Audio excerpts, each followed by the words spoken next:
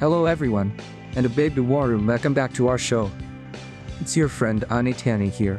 Today is June 2nd, 2025, and it's a marvelous Monday. Guess what? I found a super interesting article from the archives that's been making waves, and I thought, we just have to talk about this. It's all about how smart our computer friends. You getting? Oh, maybe where they still need a little help. Just like when you're learning new things in class. The title of the paper is Puzzled by Puzzles on Vision Language Models Can't Take a Hint. What a fun title, don't you think? And if you want to read it yourselves, you can find it at the curl. chat://IXE workspace /2505.23,759. That's a bit of a mouthful, but it's like a library code for papers. So what's this paper all about, you ask? Well, imagine you have a picture riddle. No, like a Rebus puzzle. These are those fun puzzles with pictures and words, and how they're arranged. I'll give you clues to a secret phrase. This paper is looking at how well today's super smart computer programs, called vision language models, or VLMs for short, can solve these tricky Rebus puzzles. These models are usually really good at looking at pictures and understanding words, but Rebus puzzles, though they need a special kind of thinking. The authors Chi-Kyung Lee, Jackson Gates, and Han-Won Min-Wo Kong, Trevor Darrell, and David N.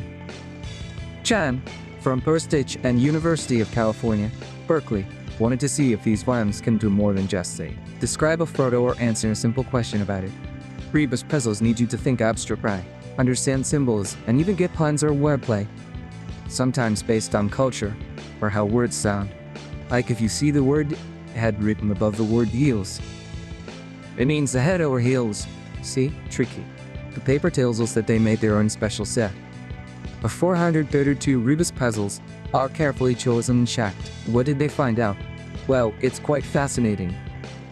These VLMs are surprisingly okay at figuring out simple visual clues.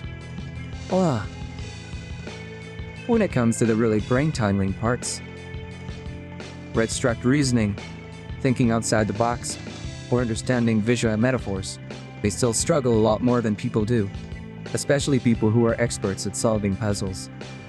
It's like they can see the pieces, but putting them together in a clever way is still hard. The researchers looked at different kinds of skills needed for these puzzles.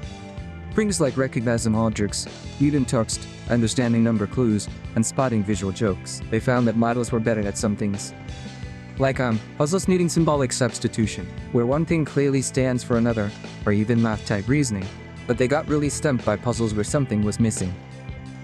Or when they had to understand a visual metaphor, like the word water, written in a curvy way to mean waterfall. It's interesting, right? The paper says this suggests that VLMs are better at learning direct, almost rule-based transformations, but not so much at the deeper, more creative thinking. They even tried to give the models hints, like telling them what skills were needed for a puzzle. And guess what? It helped a little bit, but not a huge amount. This suggests the models might sort of know what to do, but actually doing it effectively is the real challenge. It's like, knowing you need to bake a cake, but not quite having the skill to mix all the ingredients perfectly. Also checked if giving the models more chances to answer would help, and it did a bit. Models got better if they could try a few times, but they still had a limit, showing there's room for them to learn to collect themselves, but they aren't quite there yet. Now, why is this important for our everyday lives? Well, if we can teach how to think more like this, it could lead to some amazing things. Let's think of some examples. First, imagine super fun educational tools. If AI can understand and even create these kinds of visual riddles, it could help make learning languages or even creative problem solving much more engaging for students.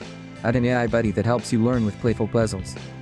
Second, think about communication aids. For people who might find it hard to use spoken or written words, an AI that understands complex combinations of symbols and images could be a fantastic help, allowing for richer expression. It's like driving a super transporter for visual ideas. And third, this could be great for creative folks, like artists, writers, or people who design advertisements. An AI that gets visual puns and metaphors could be a wonderful brainstorming partner.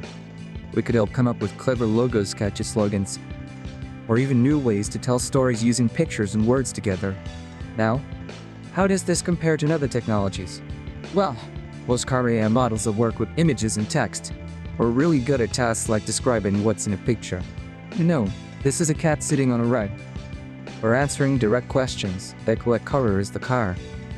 But these Rebus puzzles, they are a whole different ballgame. They need what the paper calls multimodal abstraction and non-symbolic reasoning. It's not just about seeing and naming. It's about interpreting. Creative. Humans, especially puzzle experts, are still much better at this. The paper shows even the best models are far behind human experts, who scored around 76 to 80%.